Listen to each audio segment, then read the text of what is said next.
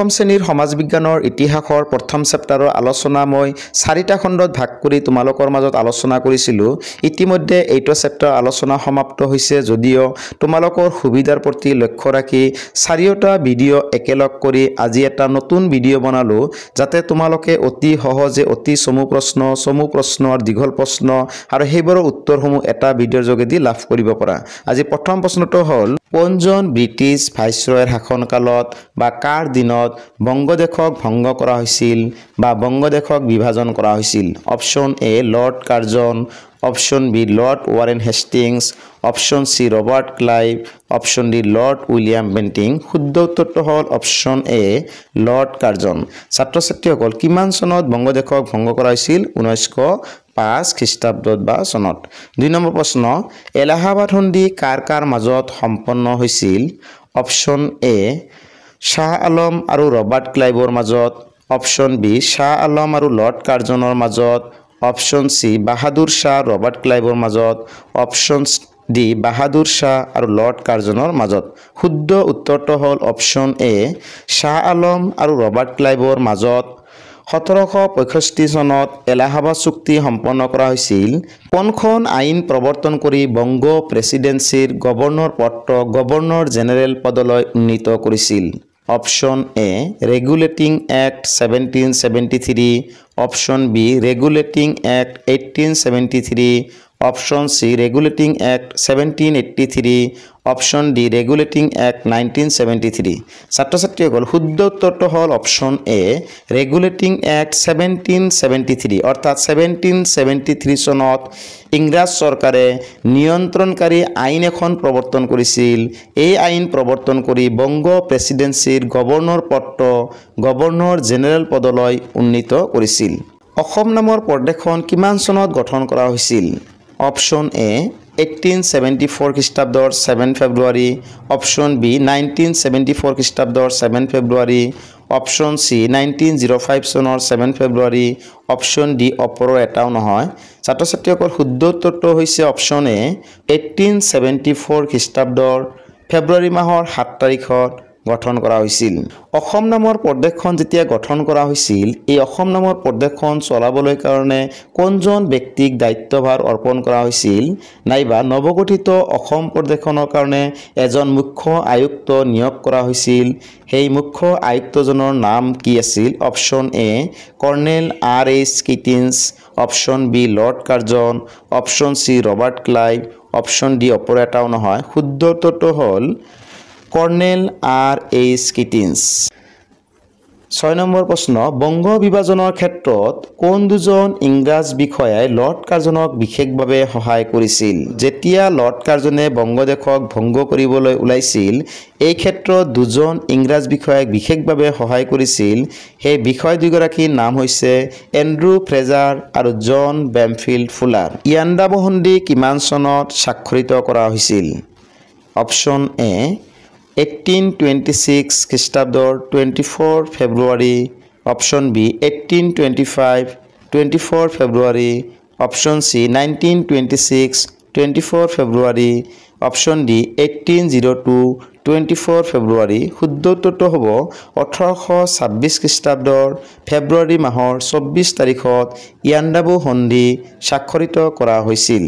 আঞ্চলিক পুনৰ্গঠন সংক্ৰান্ত টকাক কি নামেৰে জনা গৈছিল? Option A Risley paper, option B গান্ধীয়াৰুণ চুক্তি, অপশ্যন চি ৰাওলাট আইন, অপশ্যন ডি বংগ ভংগ আইন। ছাত্ৰ ছাত্ৰীসকল আঞ্চলিক পুনৰ্গঠন সংক্ৰান্ত টকা ইয়াক ৰিজলি পেপাৰ নামেৰেও জনা যায়। নেক্সট প্ৰশ্ন 1905 খ্ৰীষ্টাব্দৰ কোন তাৰিখে বংগ বিভাজন কাৰ্যকৰী কৰা হৈছিল? নাইবা বংগবাসীয়ে জাতীয় হক দিৱস কেতিয়া পালন কৰা হৈছিল? অপশ্যন এ 16 অক্টোবৰ, অপশ্যন বি 19 জুলাই, অপশ্যন চি 1 ছেপ্টেম্বৰ, অপশ্যন ডি 6 অক্টোবৰ। ছাত্ৰ ছাত্ৰীসকল আমি সকলোৱে গম পাওঁ 1905 খ্ৰীষ্টাব্দৰ 16 অক্টোবৰ তাৰিখে বংগদেশক ভংগ কৰাৰ কাৰ্যকৰী কৰা হৈছিল। অৰ্থাৎ 1905 খ্ৰীষ্টাব্দৰ 16 অক্টোবৰ তাৰিখে বংগ বিভাজন কাৰ্যকৰী কৰা হৈছিল আৰু যিদিনাখন বংগ বিভাজন কাৰ্যকৰী কৰা হৈছিল সেইদিনাখনেই বংগভাষীয়ে অৰ্থাৎ বংগদেশৰ লোকসকলে জাতীয় হক দিৱস পালন কৰিছিল। নেক্সট প্ৰশ্ন ঐক্যবদ্ধ বংগ এটা বৃহৎ শক্তি দ্বিখণ্ডিতকৰণেৰে বৃহৎ বংগ শক্তিক ভাঙি চুৰমাৰ কৰিব কথাটো কোনে কৈছিল option A Herbert Risley option B Lord Curzon option C Lord Minto option D Lord Cornwallis শুদ্ধ উত্তৰটো হ'ব হাবাৰ্ট ৰিজলি অৰ্থাৎ ভাৰত সচিব হাবাৰ্ট ৰিজলিয়ে কাৰ্জনলৈ এখন চিঠি লিখিছিল সেই চিঠিখনত লিখিছিল বংগদেশক যেতিয়া ভংগ কৰা হ'ব তেতিয়া বংগদেশৰ শক্তি দুৰ্বল হৈ পৰিব সঞ্জীৱনী পত্ৰিকাৰ সম্পাদক কোন আছিল option A Krishna Kumar Mitra option B Bankim Chandra Chattopadhyay option C Rabindranath Thakur option D অপৰ এটাও নহয় শুদ্ধ উত্তৰটো হ'ল অপশ্যন এ কৃষ্ণ কুমাৰ মিত্ৰ এই পত্ৰিকাত এখন নিবন্ধ প্ৰকাশ পাইছিল নিবন্ধটোৰ নাম আছিল বংগৰ সৰ্বনাশ যিটোৱে বংগদেশৰ জনতাৰ মাজত তীব্ৰ আলোড়নৰ সৃষ্টি কৰিছিল 2 নম্বৰ প্ৰশ্ন বিদেশী পণ্য বৰ্জনৰ প্ৰস্তাৱ কোনখন সভাত গ্ৰহণ কৰা হৈছিল অপশ্যন এ দিনাজপুৰ সভা অপশ্যন বি মাদ্ৰাজ সভা অপশ্যন সি কলিকতা সভা অপশ্যন ডি অপৰ এটাও নহয় শুদ্ধ উত্তৰটো হৈছে দিনাজপুৰ অধিৱেশন বা দিনাজপুৰ সভাত বিদেশী পণ্য বৰ্জনৰ প্ৰস্তাৱ লোৱা হৈছিল 3 নম্বৰ প্ৰশ্ন কোনখন কলেজৰ ছাত্ৰসকলে পোনপ্ৰথমতে শ্ৰেণীকোঠা ত্যাগ কৰি বংগভংগ আন্দোলনত ভাগ লৈছিল option A Ripon college option B Calcutta college option C অপৰৰ দুটা অপশ্যন সি অপৰৰ এটাও নহয় ছাত্ৰ ছাত্ৰীসকল শুদ্ধ উত্তৰটো হৈছে ৰিপন কলেজৰ ছাত্ৰ ছাত্ৰীসকলে পোনপ্ৰথমে শ্ৰেণীকোঠা ত্যাগ কৰি আন্দোলনত জঁপিয়াই পৰিছিল হে বংগ জননী স্বৰ্ণ প্ৰসবিনী শিখেছি সবাই কৰিতে ভাৱনা এই গীতটো কোনে ৰচনা কৰিছিল option A Mukunda Das option B Rabindranath Thakur option C Krishna Kumar Mitra option D অপৰ এটাও নহয় শুদ্ধ উত্তৰ হৈছে মুকুন্দ দাস 5 নম্বৰ প্ৰশ্ন স্বদেশী আন্দোলনৰ সময়ত কাৰ নেতৃত্বত ছাত্ৰ সংসদ গঠন হৈছিল option A Surendranath Bandyopadhyay option B Rabindranath Thakur option C Bipin Chandra Pal option D Mahatma Gandhi শুদ্ধ উত্তৰটো হ'ল option A Surendranath Bandyopadhyay 6 number প্ৰশ্ন কাৰ আহ্বানত কলিকতাৰ জনতাই ৰাখী বন্ধন পালন কৰিছিল option A Kabiguru Rabindranath Thakur option B Mahatma Gandhi option C Subhash Chandra Bose option D অপৰ এটাও নহয় শুদ্ধ উত্তৰটো হৈছে অপশ্যন এ কবিগুৰু ৰবীন্দ্ৰনাথ ঠাকুৰৰ আহ্বানত কলিকতাৰ জনতাই ৰাখী বন্ধন পালন কৰিছিল 7 নম্বৰ প্ৰশ্ন বাঙালীৰ প্ৰাণ বাঙালীৰ মন এক হওক হে ভগৱান এই গীতটি কোনে ৰচনা কৰিছিল অপশ্যন এ ৰবীন্দ্ৰনাথ ঠাকুৰ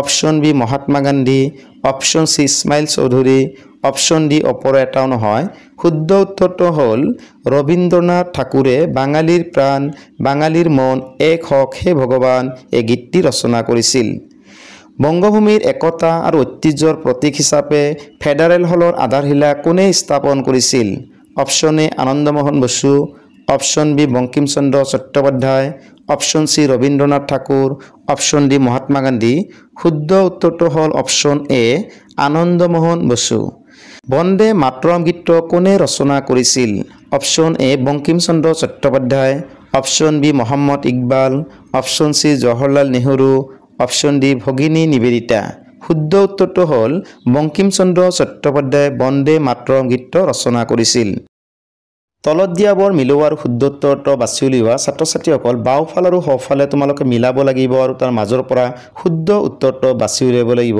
আহাচোন আমি মিলাবলৈ চেষ্টা কৰোঁ সুৰেন্দ্ৰনাথ বন্দ্যোপাধ্যায় এই ব্যক্তিজনৰ লগত বেংগলী সঞ্জীৱনী যুগান্তৰ আৰু সুপ্ৰভাত এই চাৰিটা ভিতৰত বেংগলীৰ মিল আছে কাৰণ বেংগলী সম্পাদিত কৰিছিল সুৰেন্দ্ৰনাথ বন্দ্যোপাধ্যায় কৃষ্ণ কুমাৰ মিত্ৰই ৰচনা কৰিছিল সঞ্জীৱনী ভূপেন্দ্ৰনাথ দত্ত ৰচনা কৰিছিল বা প্ৰকাশ কৰিছিল যুগান্তৰ আৰু সুপ্ৰভাত নামৰ এখন মহিলা আলোচনী এইটো প্ৰকাশ কৰিছিল কুমুদিনী মিত্ৰ অৰ্থাৎ এৰ লগত 1 বিৰ লগত 2 চিৰ লগত 3 ডিৰ লগত 4ৰ মিল আছে গতিকে শুদ্ধ উত্তৰটো হৈছে অপশ্যন এ ছাত্ৰ ছাত্ৰীসকল এই প্ৰশ্নটোৰ পৰা 4টা প্ৰশ্ন হ'ব পাৰে যেনে বেংগলী কোনে সম্পাদিত কৰিছিল সুৰেন্দ্ৰনাথ বন্দ্যোপাধ্যায় সঞ্জীৱনী কোনে প্ৰকাশ কৰিছিল? কৃষ্ণ কুমাৰ মিত্ৰ।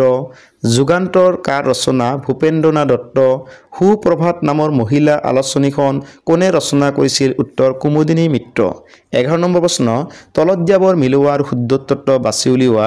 ছাত্ৰ ছাত্ৰীসকল সোঁফালে কিছুমান নাটকৰ নাম দি আছে। এই নাটকসমূহ কোনে ৰচনা কৰিছিল? বাওঁফালে দি আছে। আহচোন আমি মিলাবলৈ চেষ্টা কৰোঁ। পলাশীৰ প্ৰাচিত্য, ছাত্ৰ ছাত্ৰীসকল এই নাটকটো ৰচনা কৰিছিল ক্ষীৰোদ প্ৰসাদ। 2 নম্বৰ দি আছে চিৰাজ উদ্দৌলা। চিৰাজ উদ্দৌলা নামৰ নাটকখন ৰচনা কৰিছিল গিৰীশ ঘোষ। 3 নম্বৰ চাব্বাছ বাঙালী। এই চাব্বাছ বাঙালী নামৰ নাটকখন হৈছে অমৃতলাল বসুৰ। আৰু বংগৰ অংগচ্ছেদ নামৰ নাটকখন ৰচনা কৰিছিল অমৰেন্দ্ৰ নাথ দত্ত। গতিকে শুদ্ধ উত্তৰটো হৈছে অপশ্যন এ। ছাত্ৰ ছাত্ৰীসকল এই প্ৰশ্নৰ পৰা 4টা প্ৰশ্ন হ'ব পাৰে, যেনে পলাশীৰ প্ৰাচিত্য নামৰ নাটকখন কোনে ৰচনা কৰিছিল? উত্তৰ ক্ষীৰোদ প্ৰসাদ। চিৰাজ উদ্দৌলা নামৰ নাটকখন কোনে ৰচনা কৰিছিল? গিৰীশ ঘোষ। চাব্বাছ বাঙালী কাৰ ৰচনা? অমৃতলাল বসু। বংগৰ অংগচ্ছেদ নামৰ নাটকখন কোনে ৰচনা কৰিছিল? অমৰেন্দ্ৰ নাথ দত্ত। এনেদৰে প্ৰতিটো প্ৰশ্নৰ পৰা আৰু বিকল্প প্ৰশ্ন হ'ব পাৰে, সেইকাৰণে জানি বুজি ভালদৰে আয়ত্ত কৰাৰ চেষ্টা কৰিবা। নেক্সট প্ৰশ্ন, বংগীয় কলা সংঘত কাৰ প্ৰচেষ্টাত গঢ় লৈ উঠিছিল? উত্তৰ বংগীয় কলা সংঘত অবীন্দ্ৰনাথ ঠাকুৰৰ প্ৰচেষ্টাত গঢ় লৈ উঠিছিল। বংগ জাতীয় বিদ্যালয় নামৰ জাতীয় শিক্ষানুষ্ঠানটো কোনে প্ৰতিষ্ঠা কৰিছিল? উত্তৰ ৰবীন্দ্ৰনাথ ঠাকুৰৰ প্ৰচেষ্টাত বংগ জাতীয় বিদ্যালয় নামৰ জাতীয় শিক্ষানুষ্ঠান গঢ়ি উঠিছিল। নেক্সট প্ৰশ্ন, ভাৰতী নামৰ পত্ৰিকাখন কোনে সম্পাদন কৰিছিল? উত্তৰ সৰলা দেৱী চৌধুৰী। সৰলা দেৱী চৌধুৰী কি ৰচনা কৰিছিল? ভাৰতী নামৰ পত্ৰিকাখন সম্পাদন কৰিছিল। বেংগল কেমিকেলছ নামৰ উদ্যোগ প্ৰতিষ্ঠানটো কোনে মুকলি কৰিছিল? উত্তৰ আচাৰ্য প্ৰফুল্ল ৰায়। মনত ৰাখিবা, আচাৰ্য প্ৰফুল্ল ৰায়ৰ চেষ্টাত বেংগল কেমিকেলছ নামৰ উদ্যোগ প্ৰতিষ্ঠানটো মুকলি হৈছিল।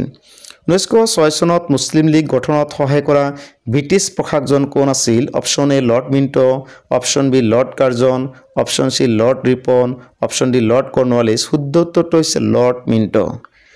ইয়াৰ পৰা আৰু এটা প্ৰশ্ন হ'ব পাৰে, মুছলিম লীগৰ জন্ম কিমান চনত হৈছিল? শুদ্ধ উত্তৰ, মুছলিম লীগৰ জন্ম 1906 খ্ৰীষ্টাব্দত হৈছিল।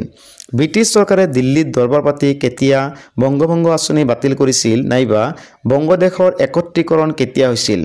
শুদ্ধ উত্তৰটো হ'ব 1911 চনৰ ডিচেম্বৰ মাহৰ 2 তাৰিখত। ছাত্ৰ ছাত্ৰীসকল 1905 চনত বংগদেশক ভংগ কৰা হৈছিল, কিন্তু 1911 চনত বংগদেশক একত্ৰীকৰণ হৈছিল।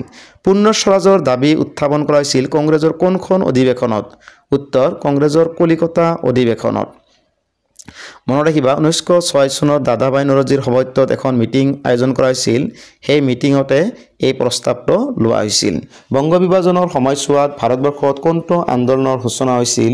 অপশ্যন এ স্বদেশী আন্দোলন, অপশ্যন বি অসহযোগ আন্দোলন, অপশ্যন চি আইন অমান্য আন্দোলন, অপশ্যন ডি ভাৰত ত্যাগ আন্দোলন। শুদ্ধ উত্তৰটো হ'ল বংগভংগৰ ফলস্বৰূপে ভাৰতবৰ্ষত স্বদেশী আন্দোলনৰ সূচনা হৈছিল।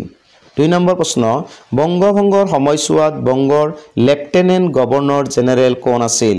উত্তৰ বংগভংগ বিভাজনৰ সময়ছোৱাত বংগ প্ৰদেশৰ লেফটেনেণ্ট গভৰ্ণৰজনৰ নাম আছিল ছাৰ এণ্ড্ৰিউ ফ্ৰেচাৰ।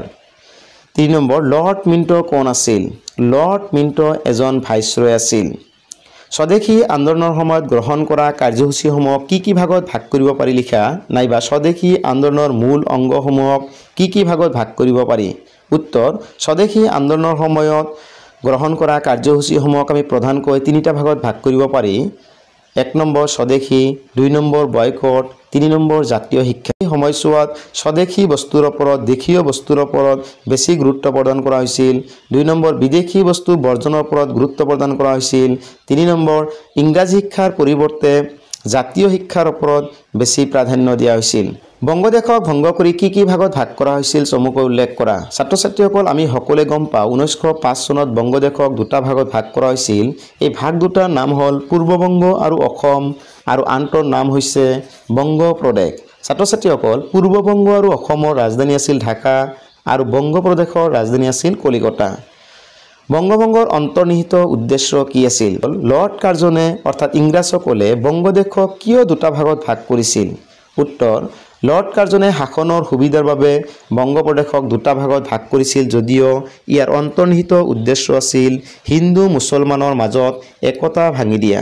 বংগপ্ৰদেশ যিহেতু বিশাল, এই বিশাল প্ৰদেশক শাসন কৰাৰ ক্ষেত্ৰত যথেষ্ট অসুবিধা হয়। শাসনৰ ক্ষেত্ৰত যাতে অসুবিধা নহয় তাৰ কাৰণে বংগদেশক দুটা ভাগত ভাগ কৰা হ'ল, কিন্তু ইয়াৰ অন্তৰ্নিহিত উদ্দেশ্য কিন্তু সেইটো নাছিল। ইয়াৰ অন্তৰ্নিহিত উদ্দেশ্য আছিল হিন্দু মুছলমানৰ মাজৰ মিলা প্ৰীতি নষ্ট কৰা। বংগ বিভাজনে সৃষ্টি কৰা পূৰ্ববংগ আৰু অসম নামৰ প্ৰদেশখনৰ সৈতে সংলগ্ন হোৱা বংগদেশৰ প্ৰধান তিনিটা ভৌগোলিক সংমণ্ডল উল্লেখ কৰা। ছাত্ৰ ছাত্ৰীসকল, বংগদেশক ভংগ কৰি এটা নতুন প্ৰদেশ গঠন কৰা হৈছিল। সেই প্ৰদেশখনৰ নাম আছিল পূৰ্ববংগ আৰু অসম। এই প্ৰদেশখনৰ সৈতে তিনিটা প্ৰধান সংমণ্ডল অন্তৰ্ভুক্ত কৰা হৈছিল। এই প্ৰধান সংমণ্ডল তিনিটা হ'ল ঢাকা, চট্টগ্ৰাম আৰু ৰাজশ্বাহী। বংগ ভংগ বিৰোধী আন্দোলন নাইবা স্বদেশী আন্দোলন সম্পৰ্কে চমুকৈ আলোচনা কৰা। ছাত্ৰ ছাত্ৰীসকল, এই প্ৰশ্নৰ উত্তৰটো তোমালোকে নিজে লিখিব পাৰিবা। মই কেৱল সুবিধাৰ বাবে কিছু কথা কোৱাৰ বাবে চেষ্টা কৰিছোঁ। ইংৰাজ চৰকাৰে বংগবাসীৰ ইচ্ছাৰ বিপৰীতে যেতিয়া বংগদেশক ভংগ কৰিছিল, বংগদেশক দুটা ভাগত ভাগ কৰিছিল, তেতিয়া বংগবাসী হিন্দু মুছলমানে লগ লাগি আন্দোলন ঘোষণা কৰিছিল। এই আন্দোলনত হাজাৰ হাজাৰ মানুহে অংশগ্ৰহণ কৰিছিল। গাঁৱৰ ইমূৰৰ পৰা সিমূৰলৈ, চহৰৰ ইমূৰৰ পৰা সিমূৰলৈ প্ৰতিজন মানুহে এই আন্দোলনত যোগদান কৰি আকাশ বঁটা মুখৰিত কৰি পৰিছিল। বিশেষকৈ ছাত্ৰসকলে এই আন্দোলনৰ দ্বাৰা বাৰুকৈ প্ৰভাৱিত হৈছিল। আন্দোলনমুখৰ পৰিৱেশে ছাত্ৰ সমাজক আকৰ্ষণ কৰিছিল। ছাত্ৰসকলে শ্ৰেণীকোঠা ত্যাগ কৰি আন্দোলনত জঁপিয়াই পৰিছিল। পুৰুষৰ লগতে মহিলাসকলেও এই আন্দোলনত যোগদান কৰি আকাশ বঁটা মুখৰিত কৰিছিল। হৰতাল, শোভাযাত্ৰা, পিকেটিং, ধৰ্মঘট আদি বিভিন্ন ধৰণৰ কাৰ্যসূচী গ্ৰহণ কৰাৰ লগতে কলিকতাৰ জনতাই দেশপ্ৰেমৰ শ্লোগান আৰু কবিতাৰে আকাশ বঁটা কঁপাই তুলিছিল। বংগদেশৰ জনতাই সেইদিনাৰ পৰা শোক দিৱস বছৰজোৰাকৈ পালন কৰিছিল। স্বদেশী আন্দোলনৰ সময়ছোৱাত স্বদেশী বস্তু গ্ৰহণৰ ওপৰত গুৰুত্ব দিয়াৰ বিপৰীতে বিদেশী বস্তু বৰ্জনৰ ওপৰত সিদ্ধান্ত গ্ৰহণ কৰা হৈছিল। ইংৰাজী শিক্ষাৰ পৰিৱৰ্তে জাতীয় শিক্ষাৰ ওপৰত অধিক গুৰুত্ব আৰোপ কৰা হৈছিল। এই আন্দোলনত যিহেতু স্বদেশী গ্ৰহণ আৰু বিদেশী বৰ্জনৰ ওপৰত বেছি গুৰুত্ব দিয়া হৈছিল, সেইকাৰণে এই আন্দোলনটোক স্বদেশী আন্দোলন নামেৰেও জনা যায়। এই আন্দোলনৰ শক্তি দেখি ইংৰাজ চৰকাৰে ভয়ত শংকিত হৈ পৰি কঠোৰ হাতেৰে এই আন্দোলন দমন কৰাৰ কাৰণে উঠি পৰি লাগিছিল। এই আন্দোলনটো আৰম্ভ হৈছিল বংগদেশক কেন্দ্ৰ কৰি যদিও এই আন্দোলনটো আৰম্ভ হৈছিল, কিন্তু অতি কম সময়ৰ ভিতৰতে এই আন্দোলনটো গোটেই ভাৰতবৰ্ষত বিয়পি পৰিছিল। স্বদেশী আন্দোলনক এটা সফল আৰু সৰ্বাত্মক আন্দোলন হিচাপে গণ্য কৰা হয়। এই আন্দোলনৰ প্ৰতিটো ক্ষণে বংগবাসীক, ভাৰতবাসীক আলোড়িত কৰিছিল। এই আন্দোলনে ভাৰতৰ সাহিত্য, সমাজ, শিক্ষা, অৰ্থনীতি আদি সকলো দিশতে সুদূৰ প্ৰসাৰী প্ৰভাৱ পেলাইছিল। নেক্সট প্ৰশ্ন, স্বদেশী আন্দোলনৰ চাৰিটা প্ৰধান ফলাফল চমুকৈ আলোচনা কৰা। উত্তৰ, স্বদেশী আন্দোলনে ভাৰতৰ সাহিত্য, সমাজ, শিক্ষা, অৰ্থনীতি আদি সকলো দিশতে প্ৰভাৱ পেলাইছিল। এই সম্পৰ্কে তলত চমুকৈ আলোচনা কৰা হ'ল। 1 নম্বৰ, জাতীয় সাহিত্য। স্বদেশী আন্দোলনৰ এটা প্ৰধান ফলাফল হ'ল এই আন্দোলনৰ ফলস্বৰূপে জাতীয় সাহিত্যৰ বিকাশ হৈছিল। স্বদেশী আন্দোলনৰ সময়ছোৱাত বিভিন্ন সংবাদপত্ৰ, আলোচনী গ্ৰন্থ, গীত, নাটক, প্ৰবন্ধ আদি ৰচনা হৈছিল।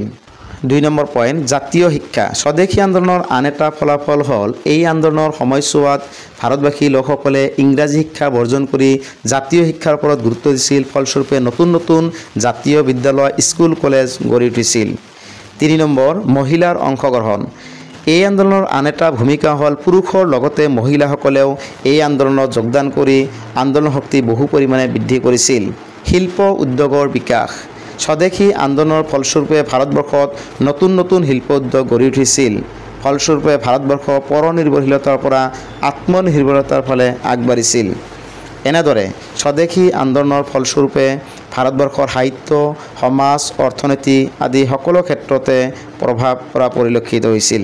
স্বদেশী আন্দোলনৰ 3টা অৱদান চমুকৈ আলোচনা কৰা। স্বদেশী আন্দোলনৰ প্ৰধান অৱদানসমূহ তলত চমুকৈ আলোচনা কৰা হ'ল। 1 নম্বৰ, ৰাজনৈতিক শিক্ষা। স্বদেশী আন্দোলনৰ এটা প্ৰধান অৱদান হ'ল এই আন্দোলনৰ পৰা আমি ৰাজনৈতিক শিক্ষা লাভ কৰিবলৈ সক্ষম হৈছিলোঁ। অৰ্থাৎ ছাত্ৰ ছাত্ৰীসকল, বেছিভাগ মানুহ আন্দোলনত সমবেত হ'লে যে গণ আন্দোলনত জয়যুক্ত হোৱাটো সুনিশ্চিত, সেই কথা ভাৰতীয় স্বদেশী আন্দোলনৰ যোগেদি আয়ত্ত কৰিব পাৰিছিল। কংগ্ৰেছৰ চিন্তা কৰ্মত পৰিৱৰ্তন। ভাৰতীয় জাতীয় কংগ্ৰেছে আৰম্ভণিৰ পৰা আবেদন নিবেদনৰ মাজেৰে ব্ৰিটিছ চৰকাৰৰ ওচৰত নিজৰ উন্নতি আশা কৰিছিল, কিন্তু স্বদেশী আন্দোলনৰ ফলস্বৰূপে ভাৰতীয় মানুহসকলে বুজি পাইছিল যে কেৱল আবেদন নিবেদনৰ যোগেদি সমস্যা সমাধান কৰিব নোৱাৰি, একমাত্ৰ গণসংগ্ৰামৰ যোগেদিহে যিকোনো সমস্যা সমাধান কৰিব পাৰি। মহিলাৰ অংশগ্ৰহণ। স্বদেশী আন্দোলনৰ আন এটা ফলাফল হ'ল এই আন্দোলনৰ মাজেৰে ভাৰতীয় নাৰীসকলে আন্দোলনত অংশগ্ৰহণ কৰাৰ সুযোগ পাইছিল আৰু পুৰুষৰ লগতে যেতিয়া মহিলাসকলে এই আন্দোলনত যোগদান কৰিছিল তেতিয়া এই আন্দোলনৰ শক্তি বহু পৰিমাণে বৃদ্ধি পাইছিল। 4 নম্বৰ পইণ্ট, সশস্ত্ৰ বিপ্লৱৰ সূচনা। স্বদেশী আন্দোলনৰ মাজেৰে ভাৰতবৰ্ষত সশস্ত্ৰ বিপ্লৱৰ সূচনা হৈছিল। বিপ্লৱৰ পথ অনুসৰণ কৰি দেশক স্বাধীন কৰাৰ প্ৰৱণতা এচাম আন্দোলনকাৰীৰ মাজত গঢ়ি উঠিছিল। নেক্সট প্ৰশ্ন, মুছলিম লীগৰ জন্ম সম্পৰ্কে চমুকৈ আলোচনা কৰা।